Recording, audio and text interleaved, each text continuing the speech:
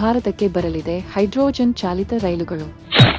Diesel ಬೇಡ, ವಿದ್ಯುತ್ ಬೇಡ, ಕೇವಲ ನೀರಿನಿಂದ ಚಲಿಸುತ್ತವೆ. ಹೈಡ್ರೋಜನ್ ಚಾಲಿತ ರೈಲುಗಳನ್ನು ಓಡಿಸುವ 5ನೇ ರಾಷ್ಟ್ರವಾಗಲಿದೆ ಭಾರತ. ಮುಂದುವರಿದ ದೇಶಗಳ ಪಟ್ಟಿಯಲ್ಲಿ ಭಾರತ. ಸ್ನೇಹಿತರೆ, ಎಲ್ಲರಿಗೂ ನಮಸ್ಕಾರ. ನಮ್ಮ ಭಾರತ ಸರ್ಕಾರದ ರೈಲ್ವೆ ಇಲಾಖೆಯು ಹೊಸ ರೀತಿಯ ರೈಲ್ವೆಗಳನ್ನು ದೇಶದ ಜನರಿಗೆ ಪರಿಚಯಿಸುತ್ತಿದೆ. ಮೆಟ್ರೋ ಆಯ್ತು, ಒಂದೇ ಭಾರತ್ ಟ್ರೈನ್ ಆಯ್ತು, ಈಗ ಹೈಡ್ರೋಜನ್ ಚಾಲಿತ ರೈಲುಗಳ ಪ್ರಾರಂಭಕ್ಕೆ ರೈಲ್ವೆ ಇಲಾಖೆ ಮುನ್ನುಡಿ ಬರೆದಿದೆ. ಈಗ ಹೊಸ ಹೈಡ್ರೋಜನ್ ಚಾಲಿತ ರೈಲುಗಳನ್ನು 2025ರಿಂದ ಅಂದರೆ ಮುಂದಿನ ವರ್ಷವೇ ಪರಿಚಯಿಸುತ್ತಿದೆ. ಈ ಡಿಸೆಂಬರ್ನಲ್ಲಿ ಹೈಡ್ರೋಜನ್ ಚಾಲಿತ ರೈಲುಗಳನ್ನು ಪ್ರಯೋಗ ನಡೆಸಲಾಗಿದ್ದು, ಭಾರತೀಯ ರೈಲ್ವೆ ತನ್ನ ಪ್ರಯಾಣದಲ್ಲಿ ಮಹತ್ವದ ಮೈಲಿಗಲ್ಲನ್ನು ಸಾಧಿಸಲು ಸಜ್ಜಾಗಿದೆ. ಹೈಡ್ರೋಜನ್ ಚಾಲಿತ ರೈಲುಗಳೆಂದರೆ ನೀರಿನಿಂದ ಚಲಿಸುವ ರೈಲುಗಳು ಎಂದರ್ಥ. ಇಂತಹ ಒಂದು ಹೊಸ ತಂತ್ರಜ್ಞಾನವನ್ನು ನಮ್ಮ ಭಾರತೀಯ ರೈಲ್ವೆಗಳಲ್ಲಿ ಅಳವಡಿಸಿಕೊಳ್ಳುವುದಾಗಿ ರೈಲ್ವೆ ಸಚಿವ ಅಶ್ವಿನಿ ವೈಷ್ಣವ್ ತಿಳಿಸಿದ್ದಾರೆ.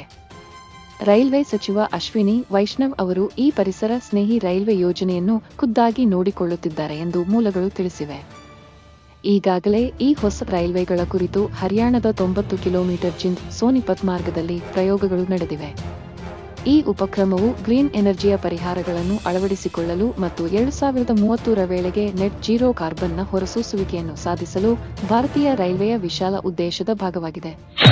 ಈ ಹೊಸ ಟ್ರೈನ್ಗಳು ಹೇಗೆ ಕಾರ್ಯನಿರ್ವಹಿಸುತ್ತವೆ? ಹೈಡ್ರೋಜನ್ ಚಾಲಿತ ರೈಲುಗಳನ್ನು ಅತ್ಯಾಧುನಿಕ ತಂತ್ರಜ್ಞಾನವನ್ನು ಬಳಸಿಕೊಂಡು ಅಭಿವೃದ್ಧಿಪಡಿಸಲಾಗಿದೆ.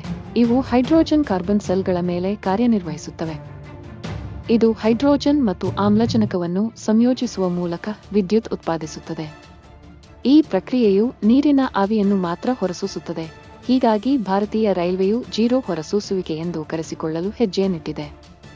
ಇದರಲ್ಲಿನ ತಂತ್ರಜ್ಞಾನದ ಅಳವಡಿಕೆಯು ಹವಾಮಾನದಲ್ಲಾಗುವ ಬದಲಾವಣೆಗಳನ್ನು ಗುರುತಿಸಲು ಸಹಕಾರಿಯಾಗಿದೆ. ಅಲ್ಲದೆ ಈ ಹೊಸ ತಂತ್ರಜ್ಞಾನವು ಇಂಧನಗಳ ಮೇಲಿನ ಡಿಪೆಂಡೆನ್ಸಿಯನ್ನು ಕಡಿಮೆ ಮಾಡುತ್ತದೆ. ಹರಿಯಾಣದ ಜಿಂದ್ ಸೋನಿಪತ್ ಮಾರ್ಗವನ್ನು ಈ ಪ್ರಯೋಗಕ್ಕಾಗಿ ಆಯ್ಕೆ ಮಾಡಿಕೊಳ್ಳಲು ಮುಖ್ಯ ಕಾರಣವೆಂದರೆ ಅಲ್ಲಿ ಜನದಟ್ಟಣೆ ಅಷ್ಟಾಗಿ ಇಲ್ಲ ಹಾಗೂ ಮೂಲಭೂತ ಸೌಕರ್ಯಗಳಿಗೇನೂ ಕಡಿಮೆ ಇಲ್ಲ. ಹೀಗಾಗಿ ಜಿಂದ್ ಸೋನಿಪತ್ ಮಾರ್ಗವನ್ನು ಆರಂಭಿಕ ಪ್ರಾಯೋಗಿಕತೆಗಾಗಿ ಆಯ್ಕೆ ಮಾಡಿಕೊಳ್ಳಲಾಗಿದೆ.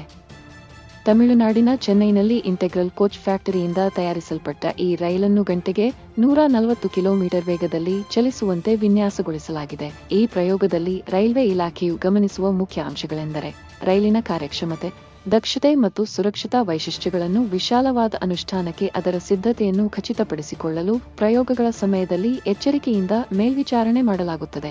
2025ರ ವೇಳೆಗೆ ಇನ್ನೂ 35 ಹೈಡ್ರೋಜನ್ ಚಾಲಿತ ರೈಲುಗಳನ್ನು ಪರಿಚಯಿಸಲು ಯೋಜಿಸಿದೆ. ಈ ರೈಲುಗಳಿಂದ ಏನು ಪ್ರಯೋಜನ? ಹೈಡ್ರೋಜನ್ ಚಾಲಿತ ರೈಲುಗಳು ಈಗಿರುವ ಡೀಸೆಲ್ ಚಾಲಿತ ಇಂಜಿನ್ ರೈಲುಗಳಿಗಿಂತ ಹಲವಾರು ಪ್ರಯೋಜನಗಳನ್ನು ನೀಡುತ್ತವೆ. ಪರಿಸರ ಸ್ನೇಹಿ. ಈ ಹೈಡ್ರಾಲಿಕ್ಸ್ ಟ್ರೈನ್ಗಳು ಪರಿಸರ ಸ್ನೇಹಿಯಾಗಿವೆ. ಹೇಗೆಂದರೆ ಇವು ನೀರಿನಿಂದ ಕಾರ್ಯನಿರ್ವಹಿಸುವುದರಿಂದ ನೀರನ್ನು ಮಾತ್ರ ಹೊರಸೂಸುತ್ತವೆ. ಹೀಗಾಗಿ ಪರಿಸರಕ್ಕೆ ಯಾವುದೇ ರೀತಿಯಲ್ಲಿ ಹಾನಿಯಾಗುವುದಿಲ್ಲ. ಈಗಿರುವ ಟ್ರೈನ್ಗಳು ಕಾರ್ಬನ್ಗಳನ್ನು ಹೊರಸೂಸುವುದರಿಂದ ಪರಿಸರಕ್ಕೆ ಹಾನಿಯಾಗುತ್ತಿತ್ತು. 2. ಕಡಿಮೆ ವೆಚ್ಚ. ಹೈಡ್ರೋಜನ್ ಚಾಲಿತ ರೈಲುಗಳನ್ನು ತಯಾರಿಸುವುದಕ್ಕೆ ಪ್ರಾರಂಭದಲ್ಲಿ ಹೆಚ್ಚಿನ ವೆಚ್ಚವಿದ್ದರೂ ಕೂಡ ಮುಂದಿನ ದಿನಗಳಲ್ಲಿ ಇವುಗಳ ಉತ್ಪಾದನೆ ಹೆಚ್ಚಾದಂತೆ ಕಡಿಮೆ ವೆಚ್ಚಕ್ಕೆ ತಯಾರಿಸಬಹುದಾಗಿದೆ. 3. ಕಡಿಮೆ ಶಬ್ದ ಮಾಲಿನ್ಯ. ಈಗಿರುವ ಡೀಸೆಲ್ ಟ್ರೈನ್ಗಳು ಎಷ್ಟು ಸದ್ದು ಮಾಡುತ್ತವೆ ಎಂಬುದು ನಿಮಗೆ ಗೊತ್ತೇ ಇದೆ. ಈ ಟ್ರೈನ್ಗಳಿಗೆ ಹೋಲಿಸಿದರೆ ಹೈಡ್ರಾಲಿಕ್ಸ್ ಟ್ರೈನ್ಗಳು ಕಡಿಮೆ ಶಬ್ದ ಮಾಡುತ್ತವೆ. 4. ಆಧುನಿಕ ತಂತ್ರಜ್ಞಾನ. ಡೀಸೆಲ್ ಟ್ರೈನ್ಗಳಿಗೆ ಹೋಲಿಸಿದರೆ ಹೈಡ್ರಾಲಿಕ್ಸ್ ಟ್ರೈನ್ಗಳು ಆಧುನಿಕ ತಂತ್ರಜ್ಞಾನವನ್ನು ಹೊಂದಿವೆ. ಹವಾಮಾನ ಬದಲಾವಣೆಗಳನ್ನು ಗುರುತಿಸುವುದು ಸೇರಿದಂತೆ ಇನ್ನಿತರ ಆಧುನಿಕ ತಂತ್ರಜ್ಞಾನವನ್ನು ಹೊಂದಿದೆ. ಶಕ್ತಿ ಸಾಮರ್ಥ್ಯ. ಹೈಡ್ರಾಲಿಕ್ಸ್ ಟ್ರೈನ್ಗಳು ಡೀಸೆಲ್ ಟ್ರೈನ್ಗಳಿಗೆ ಹೋಲಿಸಿದರೆ ಹೆಚ್ಚು ಶಕ್ತಿ ಸಾಮರ್ಥ್ಯವನ್ನು ಹೊಂದಿವೆ.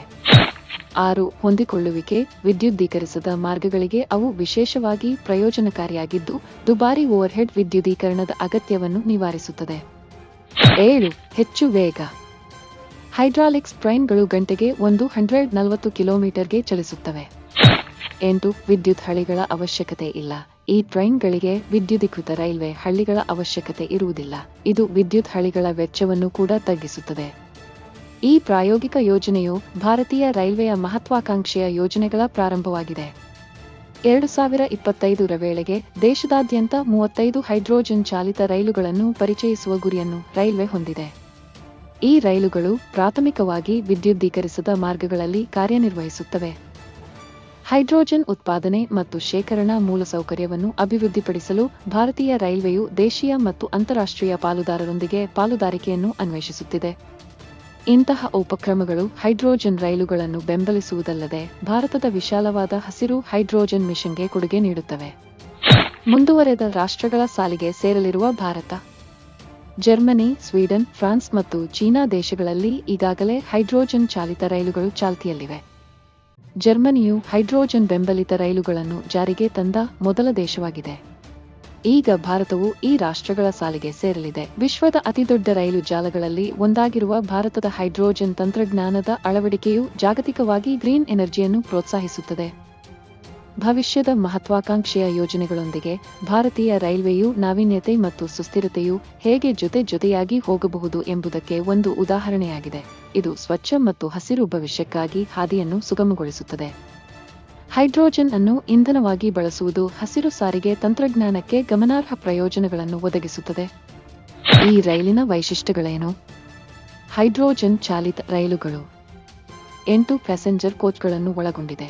ಒಂದೇ ಪ್ರಯಾಣದಲ್ಲಿ 638 ಪ್ರಯಾಣಿಕರನ್ನು ಸಾಗಿಸುವ ಸಾಮರ್ಥ್ಯ ಹೊಂದಿದೆ. ಇದರಲ್ಲಿ 3 ಕೋಚ್ಗಳನ್ನು ಹೈಡ್ರೋಜನ್ ಸಿಲಿಂಡರ್ಗಳಿಗಾಗಿ ಮೀಸಲಿಡಲಾಗುತ್ತದೆ.